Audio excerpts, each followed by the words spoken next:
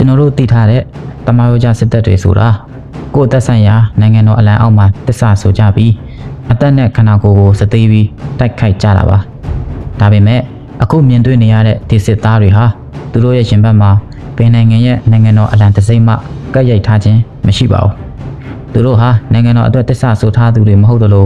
တိုင်းပြည်ကိုကာကွယ်ဖို့စစ်တိုက်နေတာလည်းမဟုတ်ပါဘူးသူတို့အတွက်စစ်ပွဲဆိုတာစာချုပ်နဲ့ငွေကြေးအတွက်သာတိုက်ခိုက်နေကြတာပါဒီအဖွဲ့ကစစ်သားတွေဟာအများအပြားအငြိမ်းစားကွန်မန်ဒိုတွေအထူးတပ်ဖွဲ့ဝင်ဟောင်းတွေနဲ့ဖွဲ့စည်းထားကြလိမ့်ရှိပါတယ်ဒီအဖွဲ့တွေကိုတော့ခေတ်သစ်ကျေးစားစစ်တပ်တွေလို့ခေါ်ကြပါတယ်ပတ်စံပေးရင်စစ်တိုက်ပေးတဲ့ကျေးစားစစ်သားဆိုတဲ့သဘောတရားဟာအခုမှပေါ်ပေါက်လာတာတော့မဟုတ်ပါဘူးရှေးနှစ်ပေါင်းထောင်ချီကတည်းကတည်ရှိခဲ့တာဖြစ်ပါတယ်ရှေးခေတ်ကကျေးစားစစ်သားတွေဆိုတာနိုင်ငံတော်ဒါမှမဟုတ်ဘရင်တပါးအပေါ်တစ္ဆာဆောင်သိမှုကြောင့်မဟုတ်ပဲငွေကြေးဥစ္စာနဲ့အကျိုးအမြတ်တစ်ခုတည်းအတွက်သာတိုက်ပွဲဝင်ပေးတဲ့ကျွမ်းကျင်စစ်တီတော်တွေကိုခေါ်ဆိုတာပါကမ္ဘာသမိုင်းကိုပြန်ကြည့်ရင်တထန်းတောင်ဆန်းလို့ခေါ်တဲ့ BC 400ခုနှစ်တုန်းကဂရိမင်းသားတစ်ပါးဖြစ်တဲ့ဆာရတ်တဲ့ရန်ကာကသူ့ရဲ့နောင်တော်စီကနေဒီနန်လူယူဖို့အတွက် Hoplite ဆိုတဲ့စစ်တီတော်1000ကိုငှားရမ်းခဲ့ပူးပါတယ်နောက်အီဂျစ်ကဖာရိုဘုရင်တွေလက်ထက်တုန်းကလည်းနျူဗီယန်အာချာလို့ခေါ်တဲ့လေးသမားတွေကိုကျေးစားစစ်တီတွေအဖြစ်ငှားရမ်းအသုံးပြုခဲ့ကြပါတယ်ဒါအပြင်ယောမနဲ့ကာတက်တို့ဖြစ်ပွားခဲ့တဲ့စစ်ပွဲတွေမှာစစ်ဗိုလ်ချုပ်ဟန်နီဘောကနျူမီဒီယန်မြင်းစည်းစစ်တီတွေနဲ့ဗာလီအာရစ်ခဲပစ်သမားတွေအပါအဝင်မြေထဲပင်လယ်ဒေသအနှံ့ကကျေးစားစစ်တီတွေကိုအဓိကအားကိုးပြီးတိုက်ခိုက်ခဲ့တာပါဒါအပြင်ဘိုင်ဇန်တိုင်းအမ်ပါယာခေတ်တုန်းကနန်းတော်ရဲ့လုံခြုံရေးနဲ့ဘုရင်ရဲ့ကိုယ်ရံတော်အဖြစ်တာဝန်ထမ်းဆောင်ဖို့အတွက်မြောက်ပိုင်းဥရောပကအရက်အမောင်းကောင်းပြီးခွန်အားဗလကြီးမားတဲ့ Viking စစ်တီတော်တွေကိုငှားရမ်းခဲ့ကြပါတယ်ဒီတပ်ဖွဲ့ကို Varangian အစောက်တပ်လို့လည်းခေါ်ပါတယ်တခါမြန်မာသမိုင်းကိုပြန်ကြည့်ရင်လည်းရှေးဘုရင်တွေလက်ထက်ကပြည်ပကနေကျွမ်းကျင်စစ်တီတွေကိုကျေးစားသို့မဟုတ်အခကျင်းငွေပေးပြီးအမှုထမ်းစေခဲ့တဲ့မှတ်တမ်းတွေလည်းရှိခဲ့ပါတယ်တောင်ငူခေတ်နဲ့ကိုမောင်ခေတ်ဦးအချိန်တွေတုန်းကအမြောက်နဲ့တနက်ပြည့်အသက်ပညာကျွမ်းကျင်တဲ့ပေါ်တူဂီလိုမျိုးဘရင်ဂျီတွေကိုအခကျင်းငွေနဲ့မြေယာတွေပေးပြီးအမြောက်တပ်ဖွဲ့တွေအဖြစ်ငှားရမ်းအသုံးပြုခဲ့ကြဖူးပါတယ်နောက်ပြီးကိုမောင်ခေတ်စစ်ပွဲတွေမှာထင်ရှားတဲ့မနီဘူရာကကတဲ့မြင်းတပ်သားတချို့ဟာလည်းအခကျင်းငွေရယူပြီးမြန်မာတပ်မတော်ရဲ့ရှေ့တဲ့နေရာကနေပါဝင်တက်ခိုက်ပေးခဲ့ကြတာပါဒီလိုရှေးခေတ်ကျေးစားစစ်သားတွေဟာစစ်သားစုဆောင်းမှုအချိန်မရတာဒါမှမဟုတ်ကိုယ့်ရဲ့ပြည်သူတွေကိုလက်နက်မတပ်ဆင်လို့တဲ့ဘယင်တွေနဲ့တိုင်းပြည်တွေအတွက်အလွန်အသုံးဝင်တဲ့ငွေပေးဝယ်ရတဲ့စစ်အင်အားတွေဖြစ်ခဲ့ကြပါတယ်ဒါပေမဲ့တမိုင်းတစ်လျှောက်စစ်တလင်းကိုစိုးမိုးခဲ့တဲ့ရှေးဟောင်းပုံစံကျေးစားစစ်သားတွေဟာ18ရာစုနှောင်းပိုင်းနဲ့19ရာစုအတွင်းမှာတော့ကမ္ဘာဇက်ခုံပေါ်ကနေတိတိတတ်တာပျောက်ကွယ်သွားခဲ့ပါတယ်။ဘာကြောင့်လဲဆိုတော့ AD 1800 ပြည့်လွန်နှစ်တွေမှာတန်းပြည်တွေအနေနဲ့ပုံမှန်အမြဲတမ်းစစ်တပ်တွေပေါ်ပေါက်လာတာကြောင့်ရဲ့မျိုးချစ်စိတ်ဓာတ်နဲ့အမျိုးသားနိုင်ငံတော်ဝါဒထုံးကားကျယ်ပြန့်လာတာတွေရဲ့ကြောင့်ပါ။အဲဒီနောက်ပိုင်းမှာတော့ကျေးစားစစ်တပ်ရဲလို့တီချာရပ်တည်နိုင်တဲ့အဖွဲ့တိတ်ပြီးမရှိတော့ပါဘူး။အဲဒီကနေနှစ်ပေါင်း200နီးပါးအကြာ1989ပြည့်လွန်စစ်အေးတိုက်ပွဲပြီးဆုံးချိန်ရောက်မှသာကျေးစားစစ်တပ်ဆိုတဲ့အဖွဲ့ဟာတကြောပြန်လဲပေါ်ပေါက်လာခဲ့တာပါစစ်အေးတိုက်ပွဲအတွင်းတော့ကအနားယူသွားတဲ့စစ်သားဟောင်းတွေကိုစနစ်တကျစူးစီးပြီးလုပ်ငန်းစုကြီးတွေတပွဲဝန်ဆောင်မှုပေးတဲ့ခေတ်သစ်လုပ်ငန်းပုံစံနဲ့ကမ္ဘာဇက်ခုံပေါ်ကိုပြန်လဲရောက်ရှိလာခြင်းဖြစ်ပါတယ်ခေတ်သစ်ကမ္ဘာမှာတော့သူတို့ကိုပိုလီကစစ်ဘက်ဆိုင်ရာကုမ္ပဏီများသို့မဟုတ် PMC လို့ခေါ်ဆိုကြပါတယ်သူတို့ရဲ့လှုပ်ရှားမှုဟာတမယိုကြစစ်တီတွေနဲ့လှုပ်ထုံးလုံနေခြင်းမတူညီကြပါဘူးဒီအဖွဲ့အစည်းတွေကိုရှယ်ယာရှင်တွေဒရိုက်တာဘို့အဖွဲ့ဝင်တွေနဲ့စနစ်တကျဖွဲ့စည်းထားပြီးစစ်ပွဲတွေကိုဘီလီယံချီတန်တဲ့စီးပွားရေးလုပ်ငန်းတစ်ခုလိုသဘောထားပြီးတာဝန်နဲ့ဝတ္တရားအရာဆောင်ရွက်နေကြတာဖြစ်ပါတယ်ဒီနေရာမှာမေးစရာရှိတာကသက်ဆိုင်ရာနိုင်ငံအသီးသီးမှာနိုင်ငံတော်ပိုင်စစ်တပ်တွေရှိနေပါလျက်နဲ့ဘာဖြစ်လို့ဒီပုဂ္ဂလိကကုမ္ပဏီတွေကိုဒေါ်လာတန်းရချီပေးပြီးငှားရမ်းနေကြတာလဲအရေးအပါဆုံးအဖြေကတော့နိုင်ငံရေးလောကရဲ့ရှုပ်ထွေးတဲ့ view တစ်ခုဖြစ်တဲ့ငင်းကွယ်ခွင့်လိုင်စင်ကြောင့်ပါပဲဥပမာအနေနဲ့တရားဝင်အစိုးရစစ်သားတယောက်စစ်မြေပြင်မှာတိတ်ဆုံးသွားခဲ့ရင်အစိုးရအနေနဲ့မိသားစုကိုအကြောင်းကြားရသလိုသတင်းစာရှင်းလင်းပွဲတွေလည်းလုပ်ရပါတယ်ဒါအပြင်နိုင်ငံရေးအရာဖိအားပေးမှုတွေလည်းခံရပါတယ်ဒါပေမဲ့ PMC စစ်သားတယောက်တိတ်ဆုံးသွားရင်တော့အစိုးရကတာဝန်ယူစရာမလိုပါဘူးကုမ္ပဏီနဲ့စာချုပ်ပြတ်သွားတာပဲဆိုပြီးသတင်းတွေဖုံးကွယ်ထားလို့ရစေပါတယ် ဒါအပြင်ပြည်သူတွေမသိစေချင်တဲ့လျှို့ဝှက်စစ်စင်ရေးတွေတရားမဝင်တဲ့ကျူးကျော်မှုတွေမှာအစိုးရတွေဟာဒီကုမ္ပဏီတွေကိုအယက်သားအသွင်နဲ့လှုပ်ပြီးကျူးကန်နိုင်မှာသေးတယ်။တစ်ဖက်မှာလည်းအာဏာချက်တွေအနေနဲ့လုတ်ပိုင်ခွင့်အာဏာကြီးမားလာတဲ့ PMC တွေဟာတရားလက်လွတ်လှုပ်ဆောင်ခဲ့တဲ့ဖြစ်ရပ်တွေလည်းရှိခဲ့ပါတယ်။ဥပမာအနေနဲ့2009ခုနှစ်အီရတ်စစ်ပွဲတုန်းကအမေရိကန်ရဲ့ Blackwater ကုမ္ပဏီဟာမြို့လေကောင်မှာအီရတ်အယက်သား18ဦးကိုအကြောင်းမဲ့ပြစ်ခတ်တပ်ဖြတ်ခဲ့တဲ့အထိတောင်းကျမ်းခဲ့တာပါ။တရားဝင်စစ်တပ်မဟုတ်တဲ့အတွက်စစ်ခေါ်ရုံးတင်ဖို့လည်းအလွန်ခက်ခဲခဲ့ပါတယ်။နောက်ထပ်အထင်ရှားဆုံးဥပမာတစ်ခုကတော့ရုရှားရဲ့ Wagner Group ပါပဲ။အစိုးရကငှားရမ်းထားတဲ့ဒီအရေးစစ်တပ်ဟာအာဏာဆက်ကြီးမားလာတဲ့အခါ2023ခုနှစ်မှာသူတို့ကိုငှားရမ်းထားတဲ့ရုရှားအစိုးရကိုပြန်လည်ပုံကန်ပြီးမော်စကိုမြို့တော်စီစစ်ချီခဲ့တဲ့အထိဟိုးလေးတကြောဖြစ်ခဲ့ရပါတယ်။မဝေးသေးတဲ့အတိတ်ကိုပြန်ကြည့်ရင်ဒီလိုကုမ္ပဏီပုံစံနဲ့စနစ်တကျလက်ပတ်တဲ့ခေတ်သစ်ကြီးစားစစ်တပ်အယူအဆက1960ပြည့်လို့နှစ်ကာလတွေတုန်းကအာဖရိကတိုက်ကြီးရဲ့လွတ်လပ်ရေးတိုက်ပွဲတွေစီကနေစတင်တည်တည်ခဲ့တာပါ။အဲ့ဒီခေတ်ကအာဖရိကတိုက်ရဲ့လွတ်လပ်ရေးရပြီးစားနိုင်ငံတွေမှာပြည်တွင်းစစ်တွေအာဏာသိမ်းမှုတွေနဲ့ရှုပ်ထွေးနေခဲ့ပါတယ်။အဲ့ဒီအချိန်မှာရောဘအထူးတပ်ဖွဲ့ဝင်ဟောင်းတွေစုစည်းပြီးတရားမဝင်ကြီးစားတပ်တွေအဖြစ်စတင်လုပ်ကင်လာကြပါတယ်။သူတို့ဟာအစိုးရတွေဗိုလ်ချုပ်တွေဘက်ကတည်းမကပဲတပုံတွေဘက်ကနေလည်းဝင်တိုက်ပေးခဲ့ကြပါတယ်။ပတ်စံနာရမယ်ဆိုရင်ဘယ်ဘက်ကဖြစ်ဖြစ်တိုက်ခိုက်ပေးကြပါတယ်။ဒါပေမဲ့ရိုးရိုးကြီးစားစစ်တပ်အဆင့်ကနေကမ္ဘာပထမဆုံးတရားဝင်ကုမ္ပဏီဖြစ်လာအောင်ထိပြောင်းလဲပစ်ခဲ့တာကတော့1989ခုနှစ်မှာတောင်အာဖရိကအထူးတပ်ဖွဲ့ဝင်ဟောင်းအီဗန်ဗာလိုတည်ထောင်ခဲ့တဲ့ Executive Outcomes EO ဆိုတဲ့ကုမ္ပဏီကနေစတင်ခဲ့တာပါဒီအဖွဲ့ဟာကုမ္ပဏီတွေလိုပဲအစိုးရတွေစီကနေ contract စာချုပ်ချုပ်ပါတယ်ပတ်စံနေမကပဲစိန်တွင်းရွှေတွင်းသူ့ဖော်ခွင့်တွေကိုပါတောင်းခံပြီးစစ်တိုက်ပေးခဲ့ကြတာပါစစ်သားအင်အားရာခိုင်နှုန်းလေးနဲ့အပြင်တိုင်းပြည်တစ်ပြည်ရဲ့ပြည်တွင်းစစ်ကိုအနိုင်တိုက်ပေးနိုင်လောက်အောင်သူတို့ရဲ့စစ်စင်ရေးတွေကပြင်းထန်လွန်ခဲ့ပါတယ် EO အဖွဲ့ဟာတာမန်လက်နက်ကင်အဆောက်အအုံအဖွဲ့မျိုးမဟုတ်ပဲကိုပိုင်လေတပ်နဲ့အမြောက်တပ်အထိရှိခဲ့တဲ့တခုတည်းသောကုမ္ပဏီလည်းဖြစ်ပါတယ်သူတို့ရဲ့လေကြောင်းပစ်ကူနဲ့ထောက်ပံ့မှုအတွက်ရုရှားလုပ် Mi-24 hit တွေနဲ့ Mi-70 ကုန်တင်ရဟတ်ယာဉ်တွေကိုလက်နက်တပ်ဆင်ပြီးသုံးခဲ့ကြပါတယ်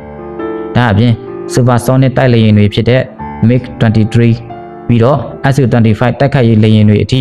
ကိုပိုင်ဆိုင်နိုင်ခဲ့ကြပါတယ်တောင်အာဖရိကလုပ်မိုင်းတန်ခံတဲ့ Buffet နဲ့ Manva တန်ချက်ကားတွေအပြင်ရုရှားလုပ် BMP-2 တင်ကားတွေနဲ့အဝေးပစ်အမြောက်ကြီးတွေ artillery တွေကိုပါစစ်မြေပြင်မှာထုတ်သုံးခဲ့ပါတယ်ဒီလိုလက်နက်အကောင်းစားတွေကိုပေါ်ပေါ်တည်တည်သုံးနိုင်ခဲ့တာကလည်းအကြောင်းရှိပါတယ်အဲ့ဒီခေတ်တုန်းကဆိုဗီယက်ယူနီယံပြိုကွဲသွားတဲ့အချိန်မှာရုရှားနဲ့အရှေ့ဥရောပနိုင်ငံတွေမှာလက်နက်တွေဈေးပေါ်နဲ့ဝယ်လို့ရနေခဲ့တာကြောင့်ဖြစ်ပါတယ်ဒီအဖွဲ့ဟာအဲ့ဒီခေတ်ကစစ်လက်နက်ပွဲစားတွေရုရှားစစ်တပ်အရာရှိဟောင်းတွေနဲ့ချိတ်ဆက်ပြီးလေယာဉ်တွေရဟတ်ယာဉ်တွေကိုကုမ္ပဏီပိုင်အဖြစ်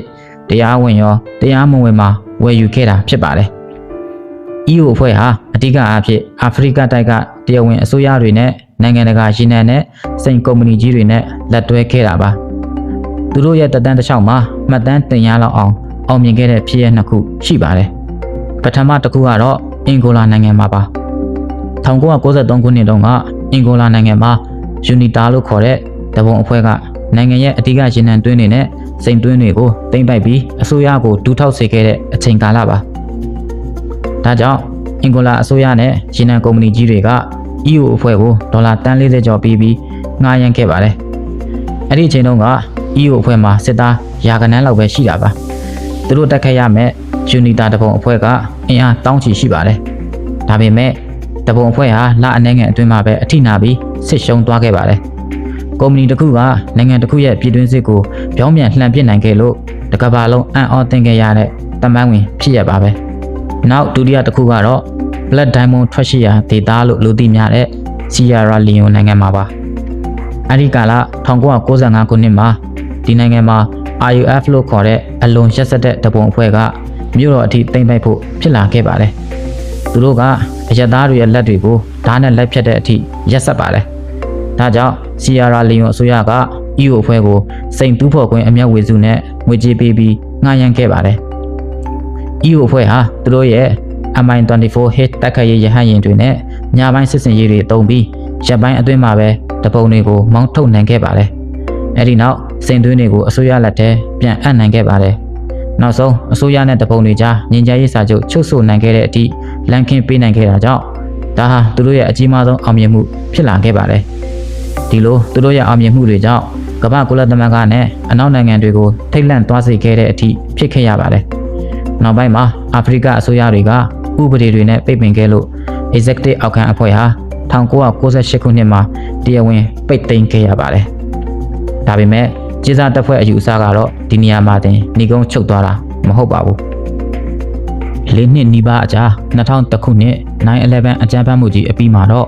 ဒီကြေးစားတပ်ဖွဲ့ဆိုတဲ့စနစ်ကြီးဟာအင်အားပြင်းပြင်းနဲ့တကြော့ပြန်လဲခေါင်းထောင်ခဲ့ပြန်ပါတယ်။အဲဒီကာလကအမေရိကန်နိုင်ငံရဲ့မြေပေါ်မှာတမိုင်းတစ်လျှောက်အရသာ3000နီးပါးတိတ်ဆုံးခဲ့ရတဲ့အဆိုးရွားဆုံးအကြမ်းဖက်မှုကိုခံခဲ့ရတာပါ။ဒါကြောင့်အမေရိကန်ပြည်သူတွေဟာအပြင်းအထန်ဒေါသထွက်နေကြပြီးအစိုးရအနေနဲ့ပြက်ပြက်သားသားလက်စားချေပြဖို့ဖိအားပေးခြင်းခံခဲ့ရပါတယ်။ဒါကြောင့်ရက်ပိုင်းအတွင်းမှာတင်အမေရိကန်စစ်ဘက်ဆိုင်ရာထိပ်ပိုင်းခေါင်းဆောင်တွေဟာ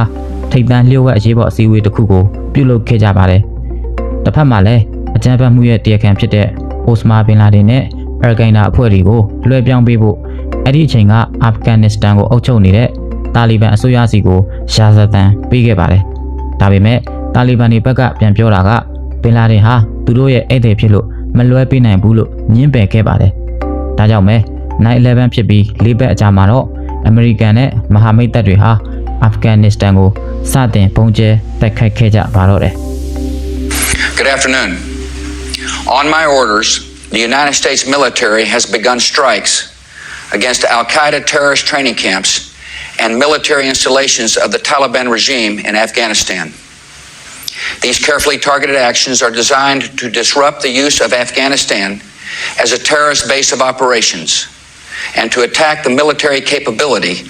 of the Taliban regime. သမ္မတ George W. Bush ကအဲ့ဒီဗီဒီယိုထဲမှာအဓိကအဖြစ်တရုတ်၊ပါကစ္စတန်စတဲ့နိုင်ငံတကာမဟာမိတ်တွေရဲ့အကူအညီနဲ့အာဖဂန်နစ္စတန်ကတာလီဘန်စစ်စခန်းတွေနဲ့အယ်ကိုင်ဒါအကြမ်းဖက်စခန်းတွေကိုအမေရိကန်စစ်တပ်ကစတင်ပုံကျဲတိုက်ခိုက်နေပြီလို့ပြောလိုက်တာပါ။ဒီစစ်ပွဲဟာအကြမ်းဖက်သမားတွေကိုပဲဥတီတာဖြစ်ပြီးအာဖဂန်ပြည်သူတွေကိုဥတီတာမဟုတ်ကြောင်းတရားဝင်ကြေညာခဲ့ပါတယ်။အမေရိကန်ကာကွယ်ရေးဝန်ကြီးဌာနပင်တဂွန်ကအီရတ်နဲ့အာဖဂန်မှာစစ်မျက်နှာနှစ်ခုတပြိုင်တည်းဖွင့်မယ်ဆိုရင်စစ်တီအင်အားမလုံလောက်နိုင်တာကိုကြိုတင်တွက်ဆထားခဲ့ပါတယ်။ဒါကြောင့်ထောက်ပံ့ရေးလုံခြုံရေးနဲ့လျှို့ဝှက်တိုက်ခိုက်ရေးတွေလှုပ်ဆောင်မှုအတွက်ပုဂ္ဂလိကကုမ္ပဏီ PMC တွေကိုအကြီးအကျယ်ငှားရမ်းဖို့အကြောင်းဖန်လာပါတော့တယ်။ဒီလိုနဲ့အမေရိကန်အထူးတပ်ဖွဲ့ဝင်ဟောင်း Eric Brice တီထောင်တဲ့ Blackwater အပါအဝင်ခေတ်သစ်ကမ္ဘာအကြီးဆုံး PMC ကုမ္ပဏီကြီးတွေဟာအီရတ်နဲ့အာဖဂန်နစ္စတန်စစ်မြေပြင်တွေကနေဘီလီယံနာကုမ္ပဏီကြီးတွေအဖြစ်အရှိန်အဟုန်နဲ့ပေါ်ပေါက်လာခဲ့ပါတော့တယ်။အမေရိကန်ဟာဒီစစ်ပွဲနှစ်ခုစလုံးမှာနှစ်ပေါင်း20နီးပါးတိုင်အောင်အချိန်ကုန်ခံခဲ့ပြီးဒီလိုကြေးစားစစ်တပ်တွေကိုငှားရမ်းဖို့အတွက်တင်အမေရိကန်ဒေါ်လာဘီလီယံရာနဲ့ချီစံချိန်တင်သုံးစွဲခဲ့ရပါတယ်။စစ်မြေပြင်မှာ Blackwater အပြင်ကြေးစားတပ်ဖွဲ့တွေမျိုးစုံပါဝင်ခဲ့ပါတယ်။ drone တွေနဲ့ high touch နည်းပညာပိုင်းကိုကင်တွယ်ရတဲ့ Dyncourt တပ်ဖွဲ့ viewer မြောက်ကာကွယ်ရေးလုပ်ငန်းတွေလုပ်ပေးတဲ့ Triple Canopy တပ်ဖွဲ့နဲ့စစ်သားတွေရဲ့စားနပ်ရိက္ခာထောက်ပံ့ရေးပိုင်းကိုတအူးတဲ့ချုပ်ကန်ခဲ့တဲ့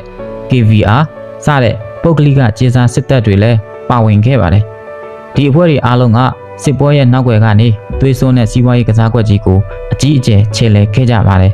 ။သူတို့ဟာစစ်မြေပြင်တွေမှာဘယ်လိုလှုပ်ဆောင်ချက်တွေလုပ်ခဲ့ပါသလဲ။ကမ္ဘာဥပဒေတွေရဲ့အထက်မှာရှိနေခဲ့တဲ့သူတို့ကိုတကမ္ဘာလုံးကဘာကြောင့်ဝိုင်းဝန်းရှုံချခဲ့ကြပါသလဲ။နောက်လာမယ့်ဒုတိယအပိုင်းမှာဝီယော်ဒီဖြစ်စရာပြဿနာတွေနဲ့အတူဒီ PMC ကုမ္ပဏီကြီးတွေရဲ့သွေးစွန်းခဲ့ရတဲ့ဖြစ်ရမှန်စစ်စင်ရေးတွေ